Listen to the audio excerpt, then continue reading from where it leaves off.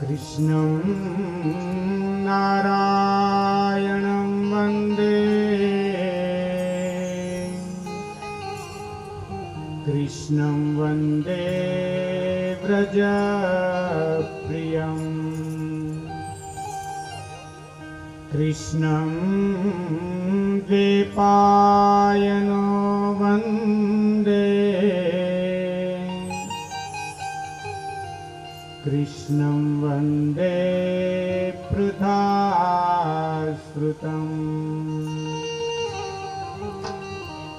वासनात्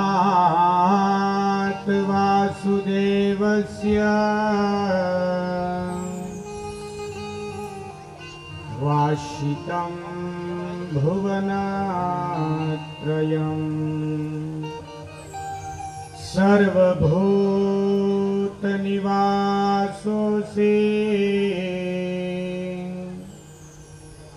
वासुदेव नमोस्तुते। आइए हनुमंत विराजिए कथा कहो मति अनुचार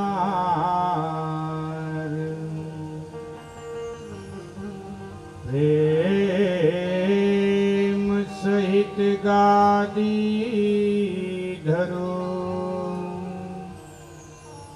पधारिए पवन कुमार। बोलो गिरिराज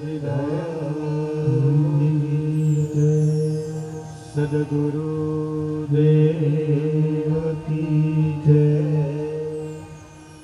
श्री पवन मंद सुगंध शीतल मंदिर शोभितं श्री पवन मंद सुगंध शीतल मंदिर शोभितं श्रीनिकट गंगा बहत निर्मल श्री बद्रीनाथ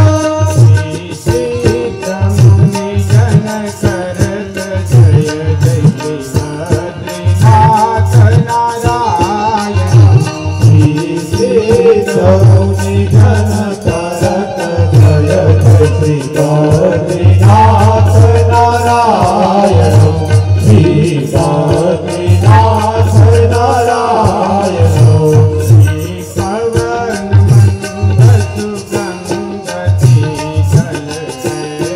મંદિર શોભિતમ શ્રી પવન મંગલ સુગંધતિ મંદિર શોભિતમ શ્રી નિકટ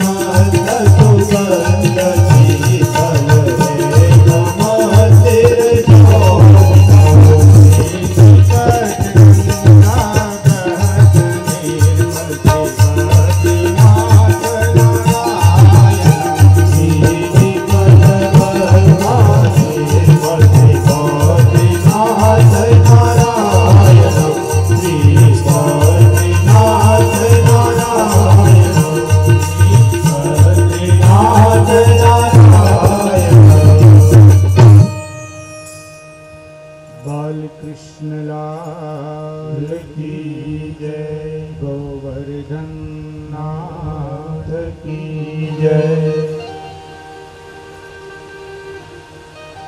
બપોરની કથામાં આપણે જોયું કે અશ્વત્થામાએ બ્રહ્માસ્ત્ર છોડ્યું,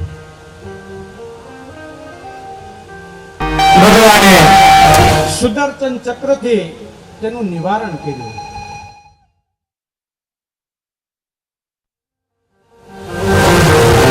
પરીક્ષિતનું રક્ષણ કર્યું અને ભગવાન દ્વારકા જવાન થયા છે।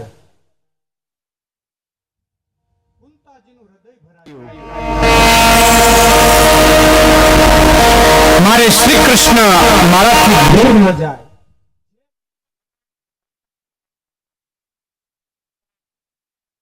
કુંતાજી ઉભા રહ્યા છે।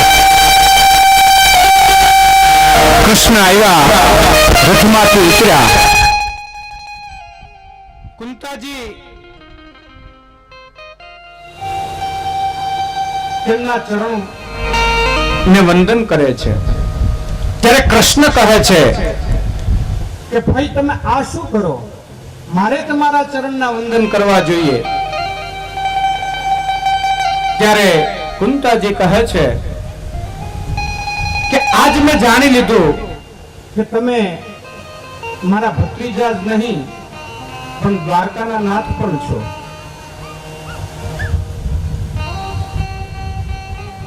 કુંતાજી ભગવાનની સ્તુતિ કરે છે કે હે પ્રભુ, અમને તમે સુખી કર્યા છે, અમને કેવા કેવા દુઃખમાંથી ઉગાર્યા છે, તેમજ અમારું રક્ષણ કર્યું। આ દુનિયામાં તમારી સિવાય અમારું કોઈ જ નથી। તમે તો નોધારાના આધાર સમાન છો। ભગવાન પાસે કુંતાજી સ્તુતિ કરે છે। તેને ભાગવતમાં કુંતા સ્તુતિ તરીકે ઓળખવામાં આવે છે।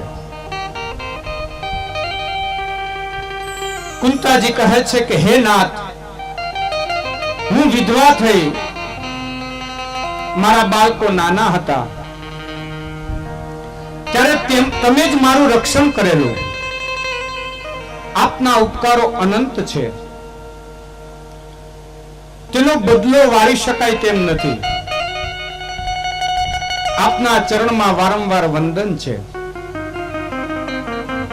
હે નાથ, અમારો ત્યાગ ન કરો।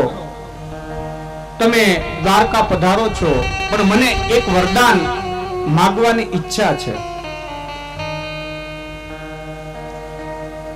તે આપો અને પછી જાઓ। કુંતાજીએ જેવું માંગ્યું એવું આજ સુધી દુનિયામાં કોઈએ નથી માંગ્યું અને માગશે પણ નહીં। કુંતાજીએ જેવું માંગ્યું એવું કોઈ માંગ્યું નથી અને માગશે પણ નહીં। શું માંગ્યું કે વિપદા સંતુન શાશ્વત, હે જગતના ગુરુ, અમારા જીવનમાં ડગલાને પગલે વિપત્તિઓ અને દુઃખ આવતા રહે। કુંતાજી આવું માંગ્યું છે। શ્રી કૃષ્ણ કહે કે તમે આ શું માંગ્યું? તમે શાન ભાન તો ભૂલ્યા નથી ને? ત્યારે કુંતાજી કહે ના, મારી શાન પણ ઠેકાણે છે અને હું ભાનમાં પણ છું, પણ હે પ્રભુ, જો દુઃખ આવે ને તો તમારું સ્મરણ રહે। દુઃખમાં તમને તમારું સ્મરણ રહે, તમને યાદ કરીએ। કુંતાજી દિલ બન્યા છે કે હે નાથ, જેવું માંગુ છું તે યોગ્ય છે। દુઃખમાં નારાયણનું સ્મરણ થાય છે, તેને દુઃખ કેમ કહેવાય? વિપત્તિમાં તમારું સ્મરણ થાય તેને હું સંપત્તિ માનું છું। અને હે પ્રભુ, તમે તો અમારા આધાર છો, તમારા શરણમાં અમે રહીએ છીએ, એ જ અમારી અભિલાષા છે। કુંતાજી ભગવાનની સ્તુતિ કરે છે। मेरो तो आधार श्री श्याम के चरणारविंद,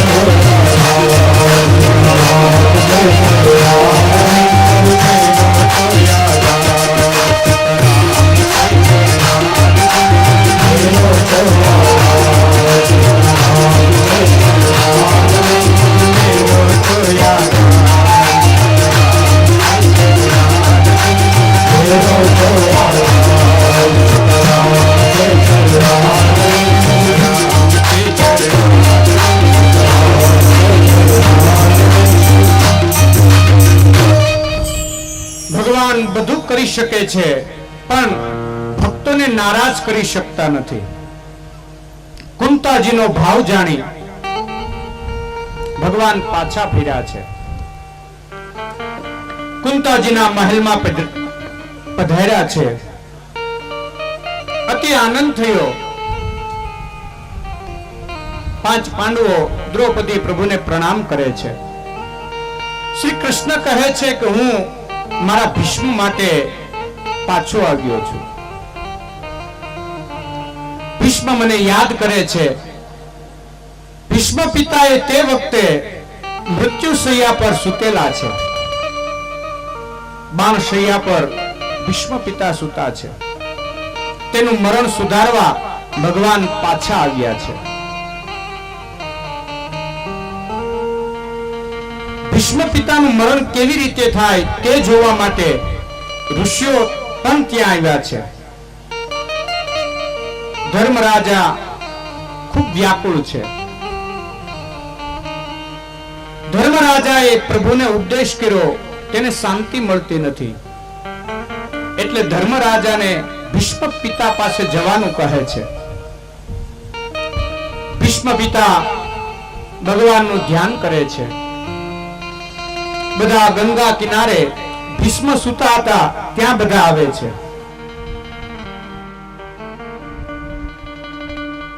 ભીષ્મ પિતા ભગવાનનું ધ્યાન કરતા કહે છે કે હે પ્રભુ, તમે મને વચન આપેલું કે અંતકાળે હું આવીશ, તેઓ હજી આવ્યા નથી. નારાયણના દર્શન કરતા હું પ્રાણનો ત્યાગ કરીશ.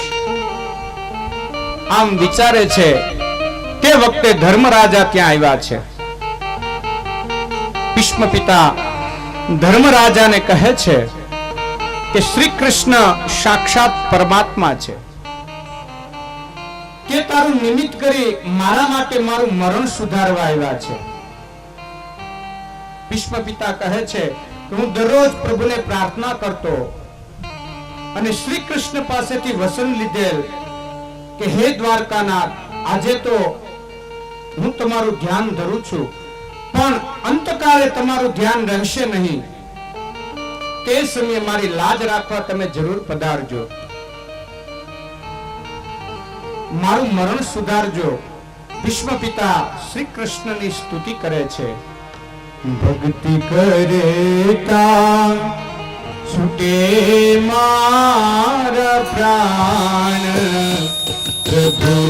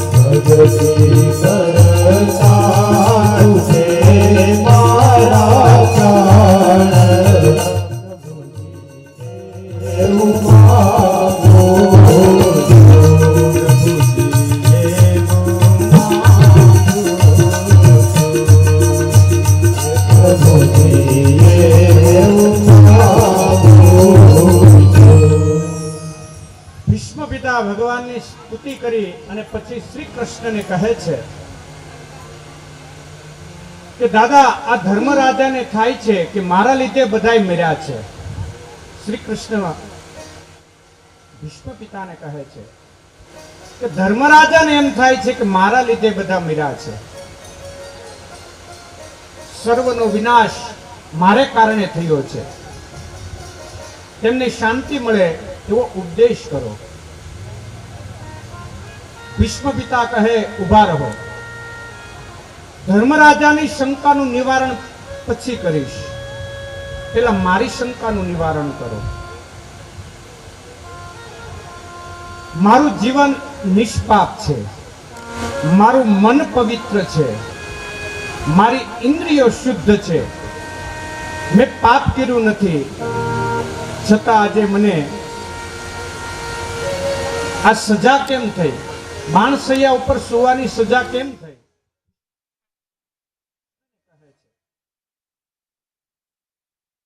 અતિશય વેદના થાય છે, હું પાપ રહિત છું. ભગવાન કહે છે કે દાદાજી, આપે પાપ કર્યું નથી, પણ પાપને જોયું છે, તેથી આ સજા કરી છે. પાપ વખતે તમારી હાજરી અને તે વખતે તમારું મૌન એ પણ પાપ છે. માટે કોઈનું પાપ જોશો નહીં કે સાંભળશો નહીં, કોઈના પાપ વિશે પણ વિચારશો નહીં, તો પણ તમને પાપ લાગશે. એક બ્રાહ્મણ વિદ્યાભ્યાસ માટે જતો હતો. એક ગામમાંથી પસાર થયો.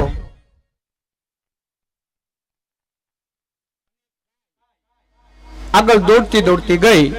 તેની પાછળ એક કસાઈ હતો.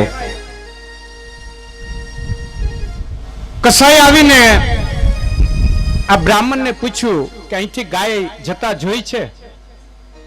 એટલે બ્રાહ્મણે કીધું કે હા, પેલી ગલીમાં ગઈ છે. અને 20 વર્ષ પસાર થઈ ગયા. બ્રાહ્મણ વિદ્યાભ્યાસ પૂર્ણ કરી અને પાછો આવતો હતો.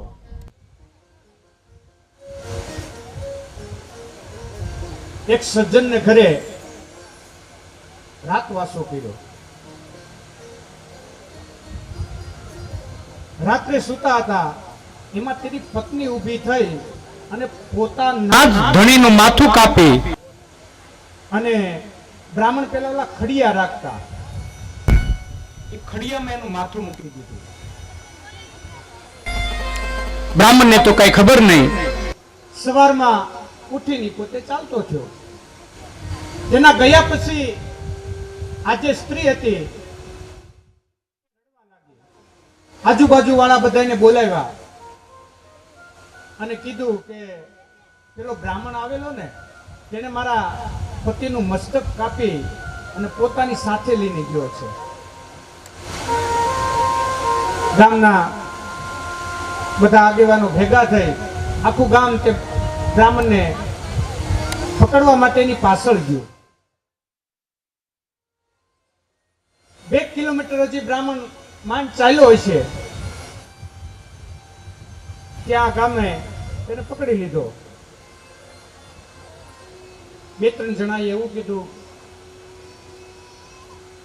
કે હે દાદા, આ જે તમને જે માણસે રાતવાસો કરવાનો હતું, રાતવાસવા માટે તમને જગ્યા આપી,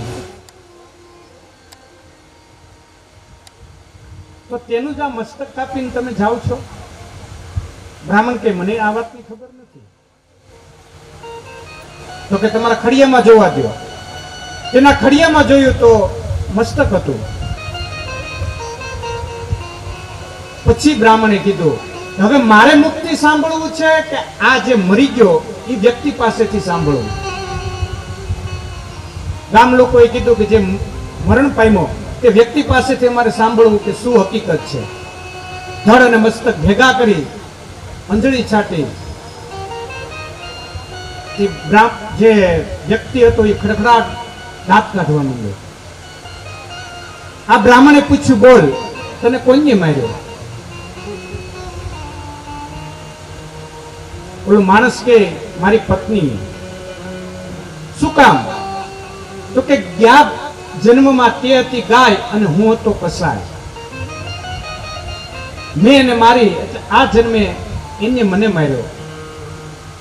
અને તમે આંગળી સીંધેલી કે આ ગલીમાં ગઈ, આંગળી સીંધી હતી ને, એનો દોષ આ તમને લાગ્યો, એનું આળ તમારી માથે આવ્યું. આપણે કહીએ ને કે આંગળી સીંધાનું પુણ્ય પણ છે અને આંગળી સીંધાનું પાપ પણ છે.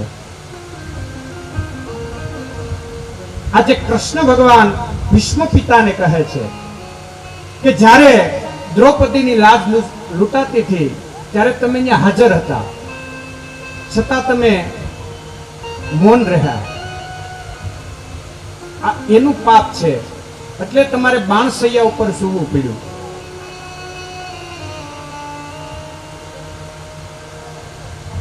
ભીષ્મ પિતા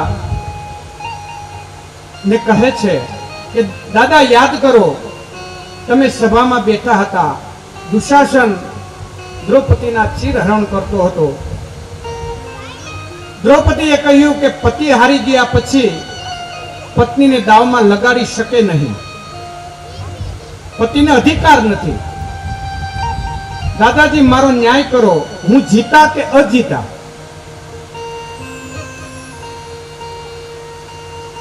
તે વખતે તમે કહેલું કે દુર્યોધનના અન્ન ખાવાથી મારી બુદ્ધિ બહાર મારી ગઈ. અન એવા વટકાર આપણે કહીએ ને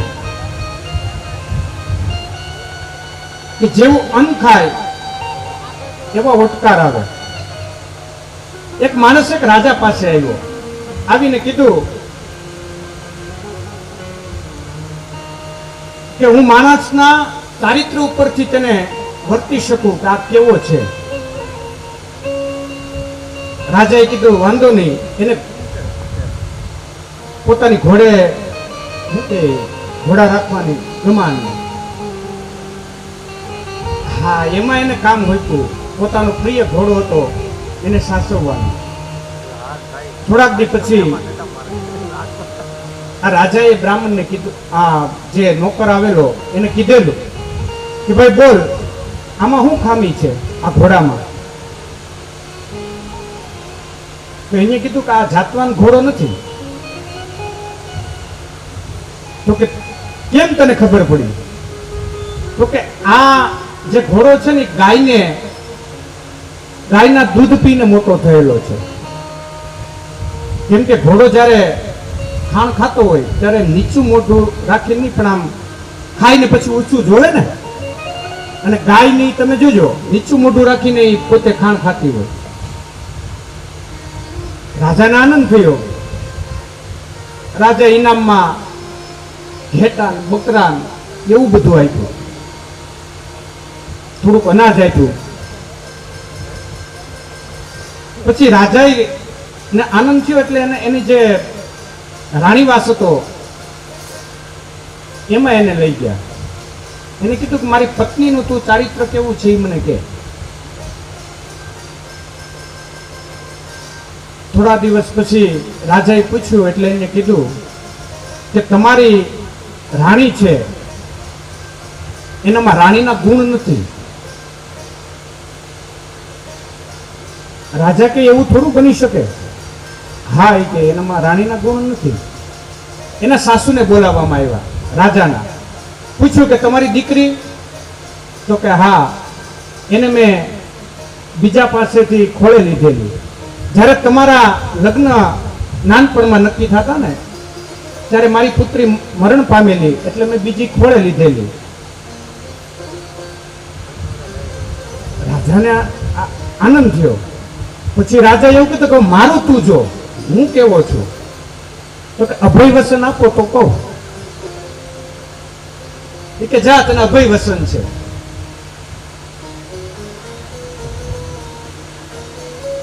એટલે રાજાને કીધું કે તમે કોઈ રાજા નથી, તમે કસાઈના ઘેરેથી આવેલા છો. રાજા ગુસ્સે થઈ ગયો. પણ અભય વચન આપેલું એટલે કઈ કહી તો ન શકાય. એના બાપાને બોલાવ્યા. એના પિતાએ કીધું કે હા, મારે એક પુત્ર હતો, એ મરણ પામ્યો અને કસાઈ પાસેથી તને મેં ગોદ લીધેલો. રાજાએ કીધું તને કેમ ખબર પડી? તો કે ભાઈ ઇનામમાં આપણે હીરા મોતી ઝવેરાત આ બધું આપીએ ને, આ તમે ઘેટાન બકરાન મોકલા, આ તમારા લોહીના ગુણ છે. અનેવા ઓટકાર. એટલે આજે ભીષ્મ પિતા એમ કહે છે કે મેં દુર્યોધનના ઘરનું અન્ન ખાધું એટલે મારી બુદ્ધિ બહાર મારી ગયેલી. દ્રૌપદીનો પુકાર સાંભળી હું ત્યાં ગુપ્ત રૂપે આવેલો. હું બધું જોતો હતો, તમે પણ જોતા હતા. તમને આ સજા થાય. ભીષ્મ પિતાએ ભગવાનને નમન કર્યું અને તેમની સ્તુતિ કરી. ભીષ્મ પિતા તે પછી ધર્મરાજાને ઉપદેશ કરે છે. સ્ત્રી ધર્મ, આપ ધર્મ, રાજ ધર્મ, મોક્ષ ધર્મ વગેરે સમજાવ્યા છે. પછી પરમ ધર્મ બતાવ્યો. પછી ભીષ્મ પિતા ભગવાનને વંદન કરીને કહે છે કે હે ભગવાન, હું તમારો છું અને તમારે શરણે આવ્યો છું. પછી ભીષ્મ પિતા ઉત્તરાયણમાં દેહનો ત્યાગ કરે છે. ઉત્તરાયણ એટલે આપણે મકર સંક્રાંતિ કહીએ ને તે ઉત્તરાયણ. ઉત્તરના જ્યારે સૂર્ય થાય અને સૂર્ય મેષ રાશિમાં પ્રવેશ કરે એટલે મકર સંક્રાંતિ કહીએ આપણે.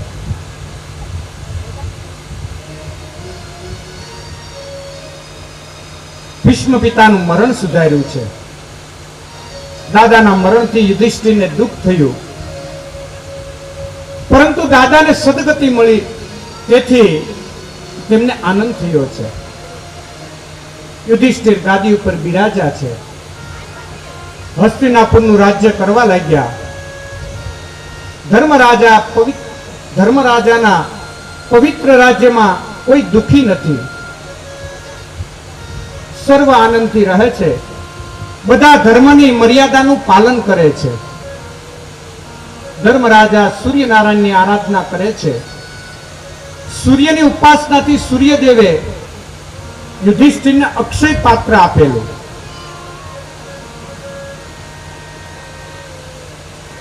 યુધિષ્ઠિરની ગાદી ઉપર બેસાડી શ્રી કૃષ્ણ દ્વારકા પધારે છે. દ્વારકાના લોકો રથયાત્રાના દર્શન કરે છે. નગરજનો કહે છે કે આપની કૃપાથી સર્વ સુખ છે, એક દુઃખ હતું આપના દર્શન કરવાનું. ભગવાન અનેક સ્વરૂપો ધારણ કરી એકી સાથે 16,000 રાણીઓના મહેલમાં પધાર્યા છે. તે વખતે કામદેવ લડવા આવ્યો. કામદેવે શ્રી કૃષ્ણને કહ્યું કે રાસલીલામાં મારી હાર થઈ છે. તે વખતે કૃષ્ણ તમે બાળક હતા. આજે સુંદર યુવતીઓ સાથે સેવા કરતી હોય તે વખતે મારે તમારી સાથે લડવું છે. હાવભાવથી રાણીઓએ શ્રી કૃષ્ણને પ્રસન્ન કરવા પ્રયત્ન કર્યો, પણ શ્રી કૃષ્ણ અજય રહ્યા, કારણ કે તે પરમાત્મા છે. સુખજી કહે છે કે હે શૌનકાદિ, શ્રી કૃષ્ણના ધ્યાન સ્મરણથી યુધિષ્ઠિર પિતા માફક રાજ્ય કરવા લાગ્યા. ગર્ભમાં પરીક્ષિતની બ્રહ્માસ્ત્રની બળતા કોઈ પુરુષનો આકાર દેખાયો. સોનાનું મુંગટ પહેરેલો, ઘનશ્યામ સ્વરૂપ, 4 ભુજાવાળા, બ્રહ્માસ્ત્રના તેજનો નાશ કરતા જોઈ આ શું છે એમ પરીક્ષિત રાજાએ તર્ક કર્યો છે. પછી 10 મહિના પૂર્ણ થયા. સર્વગુણ સંપન્ન શુભ ગ્રહ લગ્ન સમયમાં પાંડવ વંશને ત્યાં પરીક્ષિતનો જન્મ થયો. ભગવાન પોતે અંતર ધ્યાન થયા. બોલો પરીક્ષિત મહારાજ કી જય.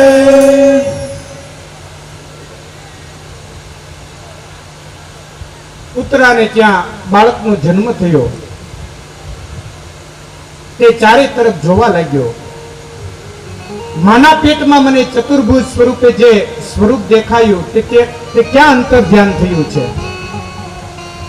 પરીક્ષિત ભાગ્યશાળી છે, એને માતાના ગર્ભમાં પણ પરમાત્માના દર્શન થયા છે. પરીક્ષિત રાજા ઉત્તમ શ્રોતા પણ છે. યુધિષ્ઠિરે બ્રાહ્મણોને બોલાવીને પૂછ્યું કે બાળક કેવો થશે?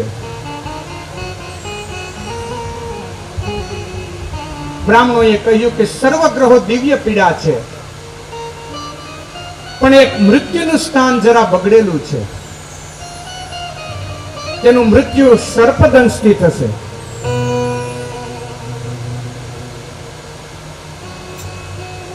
ધર્મરાજાએ આ સાંભળીને દુઃખ થયું કે મારા વંશનો દીકરો તે સર્પદંશથી મૃત્યુ પામે તે યોગ્ય નથી. ત્યારે બ્રાહ્મણોએ આશ્વાસન આપ્યું કે સર્પદંશથી તેનું મૃત્યુ ભલે થાય પણ તેને સદગતિ મળશે. તેના બીજા બધા ગ્રહો સારા છે. આ જીવાત્માનો છેલ્લો જન્મ છે. 9મા સ્થાનમાં સ્વગૃહે ઉચ્ચ ક્ષેત્રનો બૃહસ્પતિ હોય તે ધર્માત્મા બને છે. પરીક્ષિત રાજા ધીમે ધીમે મોટા થાય છે. વિદુરજી તીર્થયાત્રા કરતા કરતા પ્રભાત ક્ષેત્રમાં પધાર્યા. ધર્મરાજા ગાદી ઉપર બિરાજ્યા છે. એક મારો ભાઈ ધૃતરાષ્ટ્ર ધર્મરાજાને ત્યાં ટુકડા ખાવા પીડ્યો છે. વિદુર કાકા પધાર્યા. ધર્મરાજા વિદુરજીનું સ્વાગત કરે છે. વિદુરજીએ 36 વર્ષ તીર્થયાત્રા કરી, પણ તેનું વર્ણન માત્ર 32 શબ્દોમાં કર્યું છે.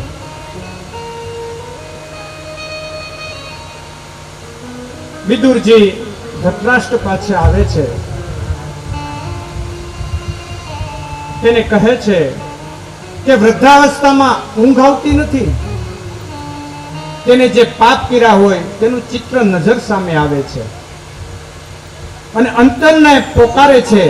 ત્યારે હૈયા ઉપર હાથ મૂકી પોતાનું પાપ જાહેર કરવું જોઈએ.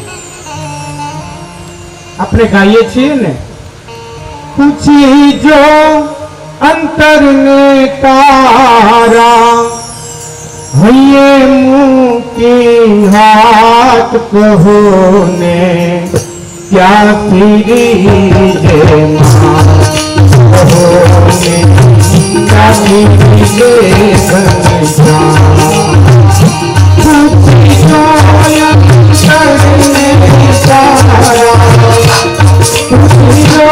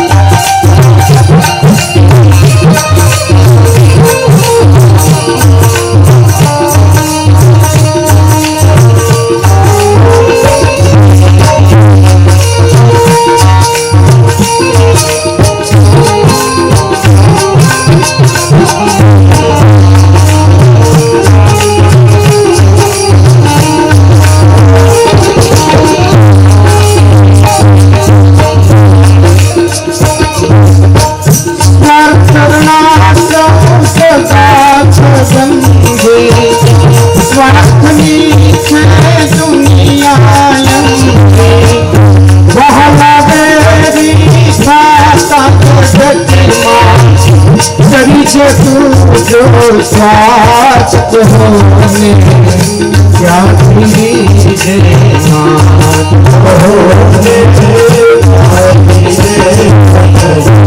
આ સ્વાર્થના બધા સગા સંબંધીઓ,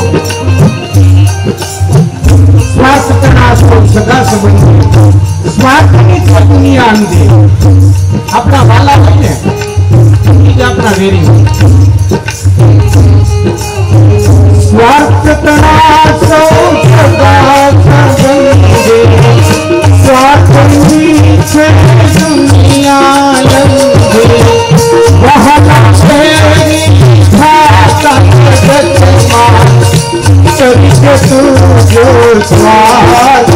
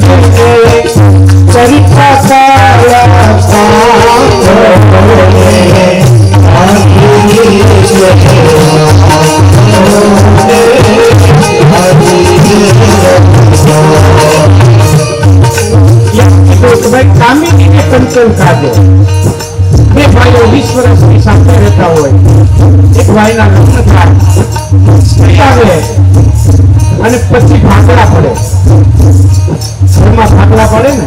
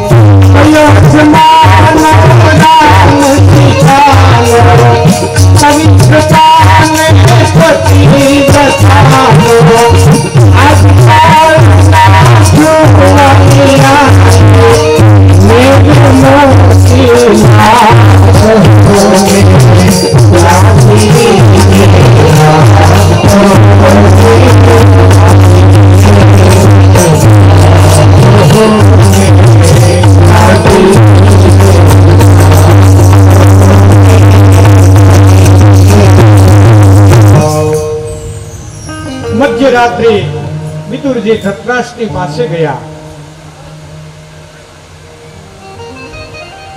ધૃતરાષ્ટ્રના જાગતા હતા. વિદુરજી પૂછે, કેમ ભાઈ, ઊંઘ નથી આવતી?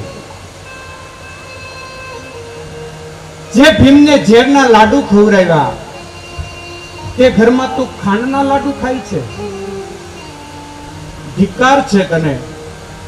તને પાંડવોને તે દુઃખ આપ્યું, દ્રૌપદીને સભામાં વસ્ત્રહરણ કરાયું,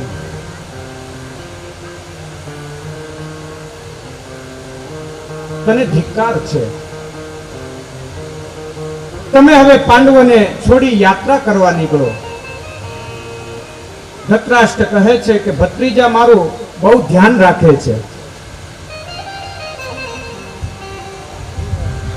યાદ કરો ભાઈ, પાંડવોને મારવા તમે કેટલા પ્રયત્નો કર્યા. ધૃતરાષ્ટ્રને કહે છે વિદુરજી, ધર્મરાજા ધર્મી છે, તેથી તે તમને અપકારનો બદલો ઉપકારથી આપશે. મને લાગે છે કે થોડા દિવસમાં પાંડવો પ્રયાણ કરશે અને આ પાછી રાજગાદી તમને સોંપશે. તું રાજગાદીનો મોહ છોડી નહીં શકે, માટે સમજી જા અને ચાલ મારી સાથે. આજે રાત્રિના સમયે વિદુરજી ધૃતરાષ્ટ્રને લઈને જાય છે. ગાંધારી પણ સાથે છે.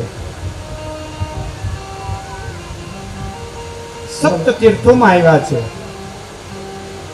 સવારે યુધિષ્ઠિર ધર્મરાજા ધૃતરાષ્ટ્રના મહેલમાં આવ્યા. કાકા દેખાતા નથી. ધર્મરાજા વિચારે છે કે અમે તેના 100 પુત્રને મારી નાખ્યા એટલે તેને આત્મહત્યા કરી હશે. જ્યાં સુધી કાકા કાકીનો પત્તો ન લાગે ત્યાં સુધી મારે પાણી અગ્રાસ છે. તે સમયે ત્યાં નારદજી પધાર્યા. ધર્મરાજાને કહે છે, ધર્મરાજા તેને કહે છે કે મારા પાપે કાકા ચાલ્યા ગયા. નારદજી ધર્મરાજાને સમજાવે છે કે ધૃતરાષ્ટ્રને સદગતિ મળવાની છે, તેની ચિંતા ન કરો.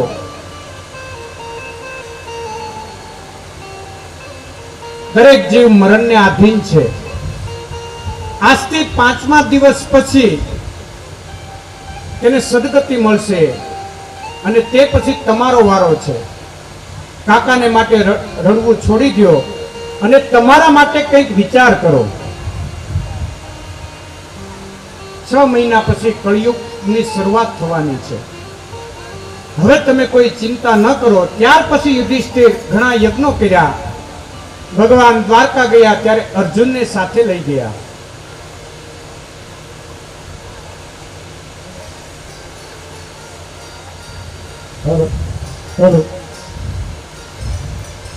આજની ભાગવત જ્ઞાન યજ્ઞના બીજા દિવસના બીજા સત્રમાં પધારેલા તમામ યુવાન મિત્રો સૌ ભાઈ પ્રત્યે જાહેરાત છે બાપ કે બહાર ઉભેલા તમામ ભાઈઓને નમ્ર વિનંતી, આપણા સૌનું કાર્ય છે. સૌ ભાઈઓ તો પણ પોતપોતાનું સ્થાન સભા મંડપમાં ગ્રહણ કરી લે. કોઈ પણ યુવાન મિત્ર કામ સિવાય બહાર ઉભા ન રહે. વીર બજરંગ સેવા સમિતિ સુરત દ્વારા ખૂબ સરસ આપણા સૌની માટે બેસવાની વ્યવસ્થા કરેલી છે. તો દરેકને નમ્ર વિનંતી બાપ કે આપનું સ્થાન સભા મંડપમાં લઈ લો. બીજી પણ મેં આપને જ્યારે બીજા દિવસનું પ્રથમ સત્ર આપણું ચાલુ હતું ત્યારે યુવાન મિત્રો દ્વારા આ કથા જ્યારે વિરામ લઈ તે દિવસે અહીંયા 111 કુંડી યજ્ઞ પાટલા રાખીને રાખવામાં આવેલો છે. એના યજમાન બનવા માટેના માત્ર ને માત્ર 1100 રૂપિયા છે. તો મારી પાસે 2 દાતાઓના નામ આવ્યા છે. અહીંયા સ્વયંસેવક ભાઈઓ લખી લે. એક ભાઈ છે દેવરાજભાઈ પ્રાગજીભાઈ રાદડિયા, તાળીઓથી વધાવીએ. અને નિલેશભાઈ ત્રીજું મસ્તક નમાવી આપ સૌનું હાર્દિક સ્વાગત કરું છું. આ ભગીરથ કાર્યમાં આપ જે સાથ અને સહકાર આપી રહ્યા છો એ બદલ આપ સૌનો સૌથી પહેલા તો ખૂબ ખૂબ આભાર અને લાખ લાખ વંદન. દાદાના મુખેથી આ વાણી સાંભળવી અને એમાં વચ્ચે મારે ડિસ્ટર્બ કરવું એ બહુ સારું ન લાગે. કારણ કે આપણે તો ભગીરથ જ્ઞાન ગંગા મહોત્સવને માણવા આવ્યા છીએ. મારે એમાં કંઈ કહેવાનું જ ન હોય જાજુ, પણ જ્યારે વાત આવી છે એક સેવા યજ્ઞની ત્યારે એક નાનું એવું દ્રષ્ટાંત આપી અને મારી વાતને પૂરી કરીશ. મેં ઘણીવાર દાદા સાંભળ્યું છે સંતોના મુખેથી, આપ જેવા વિદ્વાનોના મુખેથી કે ભગવાનનું જે રૂપ છે, ભગવાનનું જે આત્મા છે, ભગવાનનું જે ચરિત્ર છે એ બહુ સુંદર છે. ભગવાનના દર્શન કરવા એ જીવનનો બહુ મોટો લાવો છે. કદાચ મૂર્તિમાં દર્શન કરી અને જો બહુ રળિયામણા લાગતા હોય તો સાક્ષાત જો એનો સાક્ષાત્કાર થઈ જાય તો કેટલા સુંદર લાગે. પણ અમે તો પામર મનુષ્ય, ઈશ્વરની પ્રાપ્તિ બહુ સહેલી નથી. પણ મેં એવું સાંભળ્યું છે સંતોના મુખે અને વિદ્વાનોના મુખે કે કદાચ તમે ભગીરથ કાર્યની અંદર આવા ભાગવતની અંદર બેસી 7 દિવસ સુધી ભાગવતમય ભક્તિની અંદર જીવન જીવીએ અને કોઈ સેવાકીય યજ્ઞની અંદર, એટલે કે કોઈ ભૂખ્યું બાળક હોય, કોઈ નિરાધાર હોય, કોઈ જરૂરિયાતમંદ હોય, એની સેવા કરીએ અને એ સેવા કરતા કરતા જે આપણને એમના તરફથી આશીર્વાદ મળે અને એમના ચહેરામાં જે આનંદ મળે ક્યારેક મિત્રો આ સેવા કાર્યની અંદર જોડાય અને એ ચહેરાનો આનંદ જોઈ લેજો. ભગવાનના સ્વરૂપ બરાબર એ આનંદ હોય છે. ભગવાનની પ્રાપ્તિ એ ચહેરાના ખુશનુમા વાતાવરણની અંદર આપણને મળી જાય છે. એક સ્ત્રી હોય છે, એને નાનો બાળક ઘર ચલાવે, પોતાની આર્થિક જીવિકા પોતાની મહેનત કરતા કરતા ઘર ચલાવે, પણ બાળક 2 મહિના કે 2.5 મહિનાનું.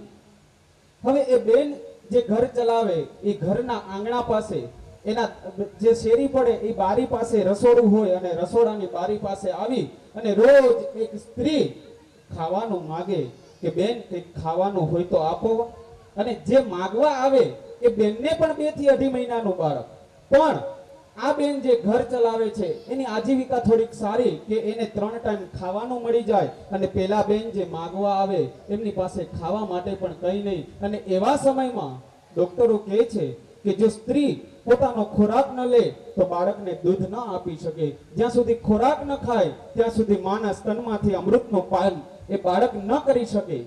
આવી પરિસ્થિતિમાં એ બેન ત્યાં રસોડાની બારી પાસે આવી અને માગે છે કે હે બેન કંઈક ખાવાનું આપો ને, મારું બાળક 3 કલાક 4 કલાક 5 કલાકથી રડી રહ્યું છે.